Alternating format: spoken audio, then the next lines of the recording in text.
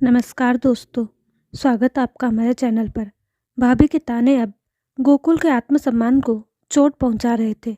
इससे गोकुल ने अब घर छोड़ने का फैसला कर लिया और घर से दूर रहकर गोकुल की ज़िंदगी में कुछ ऐसा बदलाव आया जिसकी किसी ने कल्पना भी न की होगी। उठो लाट साहब, चाय पी लो, 7 बजने वाले हैं। मुझे बच्चों को स्कूल भी भेजना है। उम्मीदें से गोकुल के कानों पर यह कर्कश आवाज़ पहुंची थी। तभी दूसरी आवाज़ आती है, गोकुल उठ जा। रोज़ सुबह सुबह घर में कलह कराना तुझे अच्छा लगता है क्या? गोकुल की नींद खुल गई थी। भाभी और माँ के प्रवचन रोज की तरह आज भी उसके कानों में घुल रहे थे, पर वह बेफिक्र सो पड़ा था।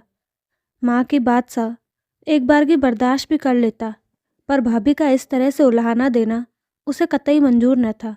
उसका जी करता कि कानों में कोई शीशा पिघलाकर भर दे। जहाँ तक चाय की बात थी, उसने कभी गर्म चाय की डिमांड नहीं की। जैसी मिलती वैसी पी लेता। फिर उसके बिस्तर से उठ जाने से कौन से घर के काम फटाफट होने लगेंगे, बल्कि और कलह हो जाएगी। भाभी को वह फूटी आंखों नहीं सुहाता।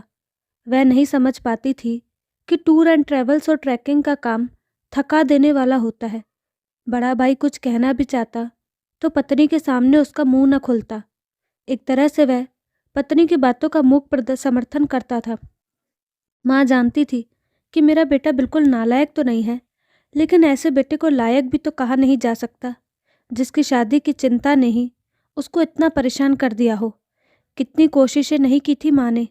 जगह जगह रिश्तेदारों से कहा था, चिन्ह भेजा था, पर कोई लड़की मिली ही नहीं। एक समय था जब लड़के वालों की तरफ से शादी का प्रस्ताव आना लड़की वाले अपना सौभाग्य समझते थे, लेकिन आज गोकुल जैसे कई लड़के इस कस्बे में हैं जिन्हें सुंदरता और बुद्धिमत्ता की कसौटी पर कसी जाने वाली तो क्या, साधारण रंग रूप वाली घर गृहस्थी का ध्यान रखने वाली लड़कियां भी नहीं मिल रही। ऐसे में किसका दोष कहाँ जाएगा? लड़के का ही कहेगा ना। काबिल होता तो क्यों न मिलती लड़की। बदलते सामाजिक ताने बाने को गहराई से मापने वाले कितने हैं। कभी कभी माँ भी उसे दोष देती। भाभी तो हमेशा पीछे ही पड़ी रहती। कई बार कहती, पढ़ाई के दिनों में थोड़ा मेहनत कर ली होती और कोई छोटी मोटी सरकारी नौकरी भी मिल जाती तो आज शादी के लिए लड़की भी मिल जाती। पर नहीं, लाट साहब को तो मौज मस्ती से फुर्सत ही नहीं मिलती होगी। तुम्हारे बड़े भाई ने नहीं की पढ़ाई, तभी यह सरकारी नौकर है। पूरी गृहस्थी चलाने का दम भरते हैं। गोकुल का बड़ा भाई सरकारी नौकरी में था और एक मध्य औसत वर्ग के परिवार सा रहन सहन उसका था। शादी के लगभग 8 साल हो चुके थे। 2 बच्चे थे। माँ का सपना था कि अब घर में छोटी बहू भी आ जाए, पर लड़की की तलाश एक मुश्किल काम जानकर गोकुल ने शादी का इरादा छोड़ दिया था। माँ अक्सर कहती, शादी के बगैर वंश आगे कैसे चलेगा? गोकुल बेपरवाह सा कह देता, तुझे वंश चलाने की परवाह है तो भाभी के बच्चे चलाएंगे ना तेरा वंश। मेरी परवाह न कर, मेरा परिवार बहुत बड़ा है। माँ ना समझ पाती थी इस बात को। यकीनन परिवार तो हम पति पत्नी और उनके बच्चों से बनी इकाई को कहते हैं। ज़्यादा से ज़्यादा इसमें माता पिता को भी जोड़ लिया, लेकिन समाज को परिवार समझने की भूल हमने कभी ही नहीं की। अगर ऐसा होता तो क्या समाज में प्रेम ही प्रेम नहीं होता? मगर गोकुल की विचारधारा कुछ ऐसी ही थी। बचपन से ही वह प्रकृति प्रेमी रहा था। पहाड़ में जन्म हुआ, आंखें खुलते ही सामने हरे भरे खेत, बर्फ से ढके पहाड़ देखे तो उन्हीं से मोहब्बत कर बैठा और इसके बाद कभी किसी लड़की की मोहब्बत में गिरफ्तार होने का मौका ही नहीं आया।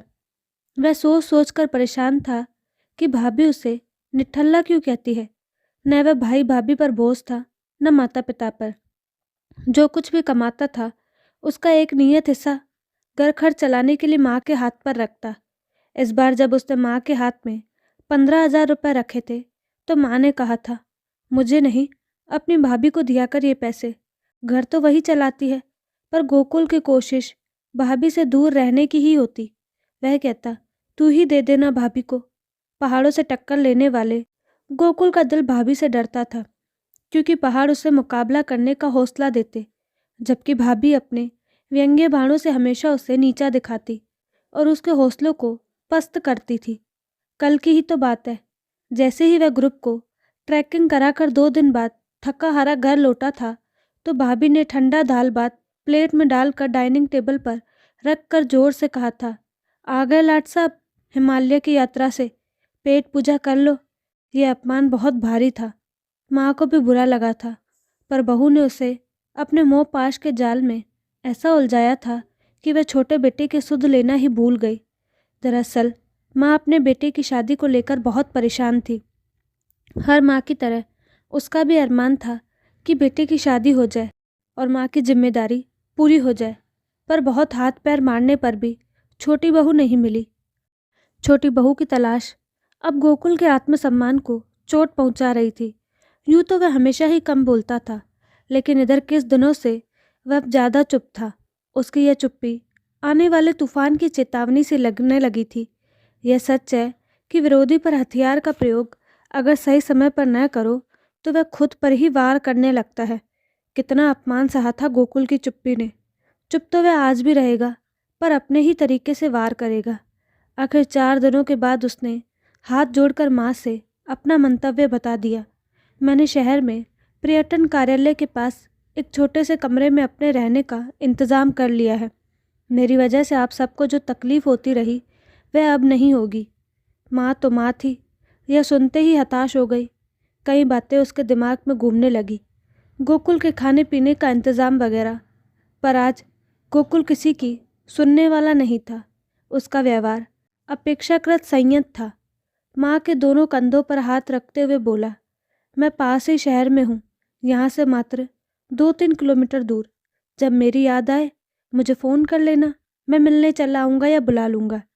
भाभी मन ही मन गोकुल के इस फैसले से खुश थी।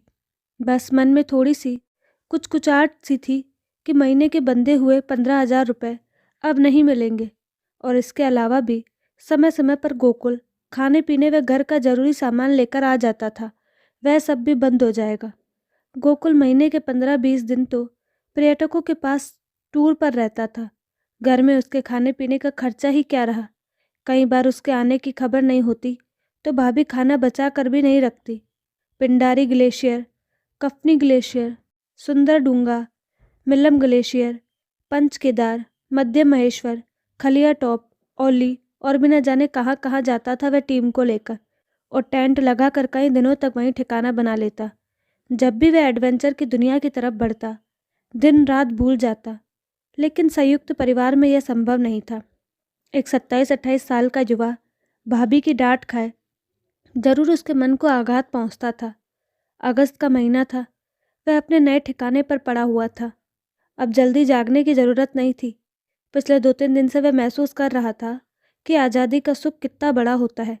तभी 2-3 विदेशी लोगों का ग्रुप उसे ढूंढते हुए वहां तक पहुंचा और बोला कि उन्हें पिंडारी ग्लेशियर जाना है। पहाड़ों में बहुत बरसात हो रही थी। गोकुल ने उन्हें समझाया कि बरसात का समय है और यूं भी पहाड़ी क्षेत्रों में मौसम का कोई पता नहीं रहता। वे अपने इस एडवेंचर टूर को 1 महीने के लिए स्थगित कर दे या कहीं और चलने को तैयार रहे, लेकिन विदेशी ग्रुप पिंडारी जाने की जिद पर अड़ा रहा। एक बोला, हम इतनी दूर से आए हैं, 1 महीने का इंतज़ार कैसे कर ले, हमारे वीज़े की भी एक समय सीमा है। ऐसे में गोकुल को उनके साथ जाने का इंतज़ाम करना ही था। यही असली एडवेंचर था। आपदा विभाग ज़्यादा सक्रिय नहीं था। मोबाइल सिग्नल पहाड़ों में नहीं मिलते। लोकल लोगों की मदद से पुल बनाकर पर्यटक पिंडर नदी पार कर लेते थे। हिमालय के लोगों और उनकी संस्कृति को जानना इस विदेशी घुमक्कड़ों की चाहत होती थी। साथ ही गोकुल भी बहुत कुछ सीखता था। पीठ पर सामान लाद कर सुबह सुबह ट्रैकिंग वाले स्थान पर पहुंच गए। 5 किलोमीटर ट्रैकिंग की और चाय पी। थोड़ी देर रुक कर प्राकृतिक दृश्यों का आनंद लिया। फोटोग्राफी के शौकीन लोगों ने कुछ तस्वीरें ली। तस्वीरें शोध में भी अहम भूमिका निभाती है। और फिर आगे चलकर बेस कैंप में खाना खाया। थके और भूखे होने पर यह साधारण सा खाना भी इतना स्वादिष्ट लगता था जैसे किसी बड़े बड़े होटल का खाना भी नहीं। विशेष तौर पर बनाया गया पहाड़ी खाना पर्यटकों के लिए आकर्षक होता था। यात्राओं से तन और मन अक्सर दोनों प्रफुल्लित होते और सेहत तो बढ़िया रहती ही है। पुनर्जागरण काल के बाद दुनिया में अनेक तरह की क्रांतियाँ आई। यह एक नई क्रांति का दौर था जहाँ रोजगार जैसी समस्याओं से जूझने वाले युवा शादी के बंधन से दूर रहना चाहते थे। वहीं लड़कियों में भी पढ़ लिख कर अपने पैरों पर खड़ी होने की होड़ मची थी। बड़ा न सही, छोटा मोटा कोई भी काम और रोजगार करना जरूर चाहती थी ताकि आत्मनिर्भर रहे, और उनकी इस जिद ने उनके सपनों को भी विस्तृत आकाश दिया। ऐसे में जब आकांक्षाएं बड़ी हो जाए तो जीवन साथी का चुनाव काफ़ी कठिन हो जाता है। दोनों ही तरफ से विवाह जैसी संस्था को चुनौती मिलनी शुरू हो गई थी। गोकुल के ट्रैकिंग ग्रुप में ऐसे लोगों की संख्या बढ़ने लगी थी जिन्होंने ताउम्र अकेले रहने का फैसला कर लिया, और ये सब एक दूसरे के अच्छे दोस्त थे। इनकी रुचि एक थी, इनकी मंजिल भी एक थी। पारिवारिक जिम्मेदारियों में फंसा आदमी ज़्यादा दिनों तक घर से बाहर रहने की कहाँ सोच सकता है, लेकिन इन लोगों की ज़िंदगी कई मायनों में शानदार थी। सबसे ज़्यादा समझने वाली बात यह है कि ये केवल ज़िंदगी का आनंद ही नहीं ले रहे थे, बल्कि प्रकृति को संरक्षण भी दे रहे थे। पर्यटक अपने 1 या 2 बच्चों के साथ पहाड़ घूमने आते और बच्चे कार के अंदर से चिप्स के रैपर, कोल्ड ड्रिंक की खाली बोतल सड़क के नीचे जंगल में फेंक देते। बहुत कुपित होता था गोकुल यह देखकर कि ये लोग एक बच्चे तक को नहीं संभाल सक पाते, उसे शिष्टाचार नहीं सिखा पाते। उसकी टीम जंगलों से कूड़ा करकट उठाकर उसे ठिकाने लगाती। जहाँ जहाँ ये लोग जाते, बांस, बुरांश, अशोक, अतीस, खुबानी, काफल जैसे फलों के पेड़ लगाते। अपने साथ मिट्टी में लपेटे हुए बीज और गुठलियाँ ले जाते और इन्हें दूर दूर बिखेर देते। अगली यात्रा के दौरान जब नन्हे नन्हे पौधे मुस्कुराते हुए दिखाई देते तो गोकुल और इन सबकी खुशी की सीमा न रहती। खुशियों का विस्तृत आकाश मिल जाता सबको इन जानदार नन्हे नन्हे पौधों को देखकर। उसके साथियों में से एक था सागर। उम्र में गोकुल से काफ़ी छोटा, पर अपने नाम के अनुरूप ही विशाल दिल वाला और घूमने का अथाह शौकीन।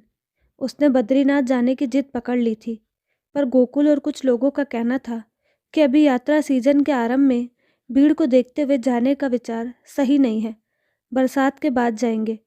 सागर मान गया और बरसात भी बीत गई। चारधाम में भीड़ भाड़ अब कम होने लगी थी, क्योंकि अधिकतर श्रद्धालु कपाट खुलने के चंद महीनों के दौरान ही तीर्थ यात्रा के लिए उमड़ पड़े थे। गोकुल ने अपनी छोटी सी टीम, जिसमें सागर भी शामिल था, के साथ बद्रीनाथ जाने का प्रोग्राम बनाया। मन से वह आध्यात्मिक प्रवृत्ति का था, पर उसका धर्म विचित्र था। मंदिरों में जाकर घंटों पूजा पाठ करना या भीड़ लगाना उसका ध्येय नहीं था। उसके अपने कुछ आदर्श थे जिनका पालन कर वह अंतर्मन की शांति पाता। समूह के कुछ लोग बद्रीनाथ के दर्शन करना चाहते थे, इसलिए एक सुबह ये लोग ट्रैवल टेम्पो में निकल गए। कुल मिलाकर 15 लोग थे। इनमें रूपा भी थी।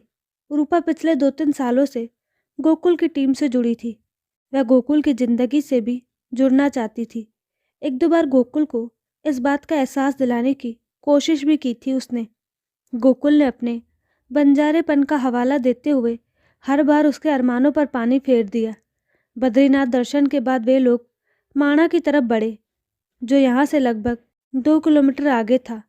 चीन तिब्बत सीमा से लगा यह भारत का आखिरी गांव है, जो अब पहला गांव कहलाने लगा है। माणा से वसुधारा और स्वर्णारोहिणी तक ट्रैकिंग की जाती है। कैंप के 15 लोगों में से 11 तो स्वर्गारोहिणी तक जाने का जिगर रखते थे, लेकिन 4 लोग बेस कैंप वसुधारा तक ही जाने की हिम्मत कर पाए।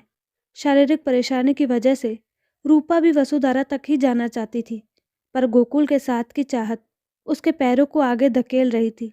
रास्ते में वह थक कर जानबूझकर रुक जाती ताकि गोकुल की नज़रें इनायत हो। उसे बैठे हुए देखकर गोकुल पूछता, रूपा, तबीयत ठीक नहीं है क्या? अगर कोई परेशानी है तो बेस कैंप में ही रुक जाओ। नहीं, मैं आपके साथ चलूँगी। मेरे मन की बात तो आप समझ नहीं पाए, लेकिन साथ चलने की इजाज़त तो दे सकते हैं। समझा करो रूपा, मैंने तुम्हें पहले भी समझाया है कि जो मोहब्बत और चाहत हम दोनों के बीच में अभी है, उसकी शादी के बाद उम्मीद मत करना। शादी के बाद जीवन बिल्कुल बदल जाता है। किसी भी शादीशुदा जोड़े को लेकर सोच लो, क्या तुम रोज़ ट्रैकिंग में इस तरह मेरे साथ आ पाओगी? मेरा रोज़ रोज़ घर से बाहर रहना ही तुम्हें खलने लगेगा, और फिर शुरू होगी चिकचिकबाजी। इसीलिए शादी जैसी बात को मन से निकाल दो। वह अपनी कहानी रूपा को सुनाता कि उसकी माँ ने कितनी कोशिश की थी शादी की, लेकिन लड़कियों के अजब नखरे थे। समय रहते अगर रूपा उसे मिल गई होती तो ज़रूर शादी कर लेता, लेकिन अब तो स्वच्छंद रहने की सी आदत हो गई है। अपने भाई भाभी के झगड़ों के बारे में रूपा को बताता बताता कि कैसे घर में सिर्फ भाभी का ही राज चलता है, न माँ का न बड़े भाई का। अचानक रूपा का हाथ पकड़कर वह कहता, ज़रूरतें तुम्हारी भी है, मेरी भी है। बिना किसी बंधन में बंधे हम उन्हें पूरा करेंगे। ये जो पेड़ पौधे हैं, ये पशु पक्षी है, ये सब हमारे बच्चे हैं। हम इनको पालेंगे, इनकी देखभाल करेंगे। इससे बड़ा सुख और कोई नहीं। खैर, देर सवेर रूपा भी इस सच्चाई को समझ गई और अब वह बगैर शादी के ही खुश थी। लगभग 8 दिनों बाद वे लोग वापस घर लौटे। ज़्यादा दौड़ भाग की वजह से एक दिन गोकुल बीमार पड़ गया। किसी ने बड़े भाई को फ़ोन कर बताया। वह ऑफिस में था। घर पहुंचकर माँ को साथ लेकर गोकुल के कमरे में पहुंचा। वहां जाकर देखा तो दंग रह गया। जिस गोकुल को घर में इतनी गुड़कियाँ मिलती थी, बात बात पर अपनी भाभी की 10 बातें सुननी पड़ती थी, उससे मोहब्बत करने वाले सैकड़ों लोग वहां पर खड़े थे। यह देखकर माँ की आंखें भीग गई। उसे गोकुल के शब्द याद आ रहे थे। माँ, मेरा परिवार तो बहुत बड़ा है, देखेगी ना तो आंखें फटी की फटी रह जाएंगी। सामने दीवार पर ट्रैक विद गोकुल का शानदार चमचमाता बोर्ड लगा था, जो शाम गिरने के साथ रोशनी की जगमगाहट में और ज़्यादा चमकदार प्रतीत हो रहा था। स्ट्रेस और गर्मी से होने वाली परेशानी थी, जो कुछ ही दिनों में ठीक हो गई। गोकुल का काम अब बढ़िया चल रहा था। कर्णप्रयाग से आगे चोपता में उसकी टीम के साथी विशन की ज़मीन थी। उसी का आइडिया था कि वे लोग वहाँ पर पर्यटकों के लिए टेंट और होम स्टे की व्यवस्था करें तो रोज़गार भी बढ़िया चलेगा और लोगों को सुविधा भी होगी। गोकुल को भी आइडिया पसंद आया तो उसने इस शहर को छोड़कर उसे अपना ठिकाना बदलने की सोची। इतना बड़ा फैसला लेने से पहले एक बार वहाँ जाकर व्यवस्था देख लेने के इरादे से वह कुछ लोगों को लेकर चल दिया। विशन पहले ही वहाँ पहुँच चुका था। 5-6 कमरों का छोटा सा घर फिलहाल ले चुके थे। विशन ने खाना बनाने के लिए गैस, कुछ बर्तन और राशन का इंतज़ाम भी कर दिया था। टीम जब चोपता पहुंची तो सबकी खुशी का ठिकाना न रहा। रूपा उछल कर बोली, अब यही होगा अपना परमानेंट ठिकाना। तभी टीम का एक मेंबर उससे पूछने लगा, क्या तुम्हारे पेरेंट्स तुम्हें अलाउ कर देंगे? हाँ, क्यों नहीं। जो लड़कियां जॉब करती है, क्या वे घर से अलग नहीं रहती? मैंने घर में बता दिया है कि मुझे माउंटेनियरिंग पर प्रशिक्षण लेना है और मैं आगे चोपता में ही रहूँगी। फिर सवाल आया खाना बनाने का। इतने सारे लोगों के लिए खाना बनाने की व्यवस्था क्या किसी को किराए पर रखना होगा? गोकुल इस सवाल से जूझ ही रहा था कि टीम के उत्साही युवक युवतियों ने फटाफट आलू छीलने शुरू कर दिए। दबंग से दिखने वाली मोना, बहुत भूख लगी है यार, कहते हुए आटे का पैकेट फाड़कर परात में आटा डालकर गूंदने लगी। गोकुल ने सोचा भी नहीं था कि मोना इस तरह घर का काम भी करती होगी। 1 घंटे के अंदर खाना तैयार था। समीर एक कोने पर बैठा हुआ सलाद के लिए प्याज, टमाटर और खीरा काट रहा था। हंसते हंसते सभी ने खाना खाया। कुछ लोगों को प्लेट मिली, कुछ लोगों को पत्तल, लेकिन इससे कोई फर्क नहीं पड़ने वाला था। गोकुल हंसते हुए बोला, जो पत्तल में खा रहे हैं वे इसे गाय के बर्तन में डाल देंगे और पत्तल में खाने वाले अपनी प्लेट खुद धोएंगे। हंसी का एक ठहाका गूंजा और चोपता की शांत वादी में देर तक विचरण करता रहा। इससे सुंदर परिवार का एहसास और क्या हो सकता है। शायद इन सभी लोगों के मन में यह विचार एक साथ उठ रहा था। 3-4 दिन यहाँ रहते हुए हो गए थे। गोकुल टीम के कुछ लोगों के साथ आसपास की जगह भी एक्सप्लोर कर आया था। अब उसे इस बात का एहसास हो गया था कि यहाँ रहने में किसी भी प्रकार की कोई अड़चन नहीं आने वाली। रजिस्ट्रेशन और दूसरी औपचारिकताएं विशन पूरी कर रहा था। खाना खाने के बाद बर्तन धोने का काम भी ये युवा बहुत ही खुशी से कर लेते। जलवायु परिवर्तन का असर पहाड़ी क्षेत्रों में भी साफ दिखाई दे रहा था। अक्टूबर का मौसम अपेक्षाकृत गर्म था और नवंबर का सुहावना लग रहा था। चारधाम यात्रा समाप्ति को आ गई थी। पर्यटकों की भीड़ भाड़ अपेक्षाकृत कम हो गई थी। अब आने वाले महीनों में ओली में बर्फ पड़ने पर स्कीइंग की प्रबल संभावना बनी हुई थी। गोकुल का ध्यान इस ओर भी था। अपनी टीम को काम समझाकर 3-4 लोगों को साथ लेकर वह वापस शहर लौट आया। अब कुछ दिनों में इन लोगों को सभी का सामान लेकर चोपता जाना था। गोकुल के पास ज़रूरत भर का थोड़ा सा सामान था जो लगभग पैक हो चुका था। उससे जुड़े कई लोग उदास दिखाई दे रहे थे क्योंकि उन सभी का चोपता जाना संभव नहीं था। उन्हें वहीं रहकर बिजनेस में सहयोग करना था और पर्यटकों को लेकर जाना था। गोकुल ने महसूस किया कि जाने से पहले एक बार माँ और भाई से मिलना तो ज़रूरी था। यही सोचकर उसके कदम पाइन हाउस की तरफ बढ़ गए। उसके सभी साथी उसके पीछे हो लिए। वहां पहुंचकर गोकुल ने घंटी बजाई तो भाभी ने दरवाज़ा खोला। लगभग 7 वर्षों बाद गोकुल को सामने खड़ा देखकर वह चौंक गई और कुछ पलों के लिए जड़ हो गई। गोकुल का कमज़ोर दिखने वाला चेहरा आज हष्ट-पुष्ट था। उसमें लालिमा थी। होश संभालने पर भाभी ने प्रश्नवाचक दृष्टि उसकी ओर गड़ाई और औपचारिकतावश उसे गेट के अंदर आने को कहा। गोकुल ने पीछे मुड़कर देखा तो एक हुजूम वहां पर आ खड़ा हुआ, जिसमें उसके हम उम्र युवक युवतियां और कई छोटे बड़े बच्चे भी शामिल थे। प्रणाम भाभी। माँ कहाँ है? पड़ोस में गई है समय काटने। ठीक है, मैं माँ के आने तक यहीं पर इंतज़ार करता हूँ। चाहो तो अंदर बैठ सकते हो। मेरा इतना बड़ा परिवार समा जाएगा क्या आपके घर में? गोकुल ने अपने साथियों को बाहर ही खड़े रहने का इशारा किया और माँ के कमरे की तरफ बढ़ा। बच्चे कहाँ हैं? दिख नहीं रहे। दोनों की शादियाँ हो गई है। नितिन यहीं 2 घर छोड़कर रहता है और जतिन दानपुर मोहल्ले में। यह कहते हुए भाभी थोड़ा शर्मिंदा थी। उनके अपने बच्चों ही उनसे दूर थे। उन्हें गोकुल का कद एक वट वृक्ष सा महसूस हो रहा था, जो दूर दूर तक फैले अपने लंबे चौड़े परिवार के साथ खड़ा था। तो दोस्तों, आपको कहानी कैसी लगी? अपनी राय कमेंट बॉक्स में ज़रूर दें और साथ ही हमारे चैनल को लाइक शेयर और सब्सक्राइब करना ना भूलें। धन्यवाद।